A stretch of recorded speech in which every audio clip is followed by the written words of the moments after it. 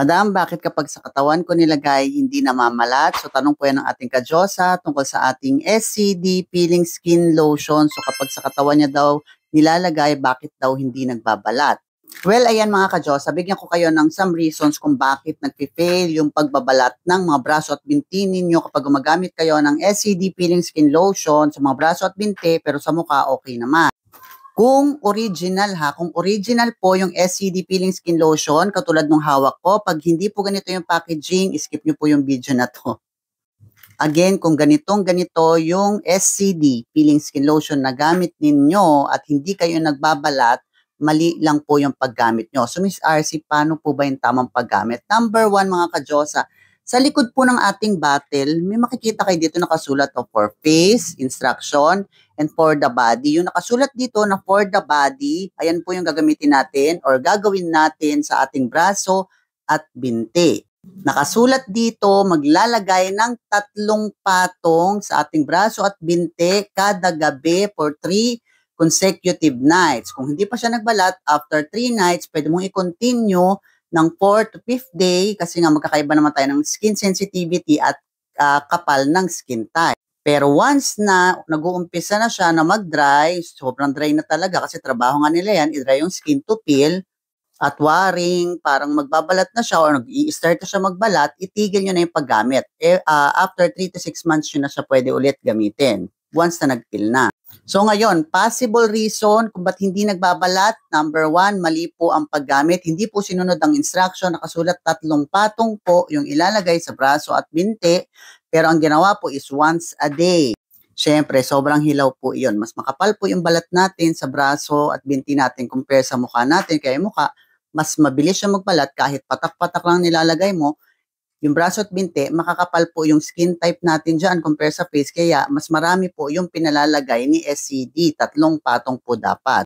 Then kinabukasan, yung iba naman kasi binabanlawan or nilalagyan naman nila ng ibang klaseng moisturizing lotion. Kaya hindi po nagdadry yung skin para magbalat kasi naglalaban yung mga product na ginagamit nila. Dapat po kinabukasan, tubig lang po ang ipambabanlaw ninyo. No soap and no scrubbing. For example, sa gabi, maglalagay ka 3 patong, kinabukasan, banlawan mo lang ng tubig lang para maalis lang yung mga excess na product para hindi kayo masyadong malagkitan. Then kinagabihan, maglagay ka ulit ng 3 patong. So yan lang mostly yung reason kung bakit po hindi tayo nagbabalat kapag sa body natin siya ginagamit. Mali po yung paraan ng paggamit at hindi po tama yung dami ng lotion. Mas makapal po yung lotion, mas makapal din po yung peeling niya. We are talking po yung braso at binti ha, hindi po sa mukha. Pero, meron akong video ng tutorials nito ha. Guidelines lang po ito tungkol sa question niya. Meron po tayong playlist sa baba para mapanood nyo yung ibang videos natin on how to use demonstration, explanation kung paano siya gamitin sa mukha, sa braso, binti, at sa inner thighs and inguinal areas. Itong video na to is specifically lang kung bakit hindi daw nagbabalat sa katawan niya. So ayun, balik tayo sa question na to. Pero kapag ganun nga yung process na ginawa ninyo, 3 patong makakapal, yung mga pwede nating maranasan, honestly, nandito na rin sa playlist po sa baba, na peeling lotion review.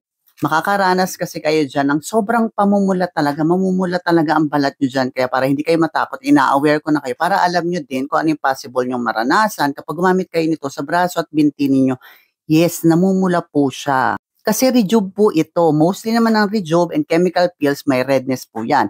Pwedeng makaranas ng swelling, pwedeng makaranas ng itching kasi nga nagdadry yung skin. Pag nagdadry yung skin, mas prone siya sa mga skin irritation. So part din niya yung pagdadry ng skin kasi nga again, banggit ko na kanina, trabaho nila na i-dry yung skin para mag-peel. So yun, kasama na rin yung peeling.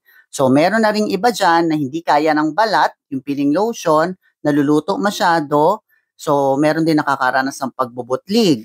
Mostly nangyayari yan sa lower part ng body natin, sa baba ng legs, ayan ganyan. Dahil syempre matubig nga yung lower part ng body natin, kaya mas prone din sila sa mga butlig-butlig na iyan. Pero nawawala din naman yan.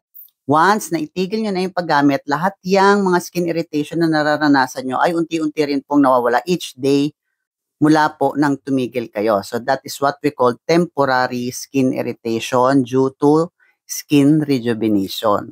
So, yun lang mga ka-Diyos. Hopefully nakatulong ang video na to sa'yo. And for more product knowledge and video tutorials, please visit my TikTok account RC Josa, and meron din tayong playlist dito sa baba para mas madali nyo mahanap yung ibang video tutorials natin. So yun lang, and have a great day. Bye-bye!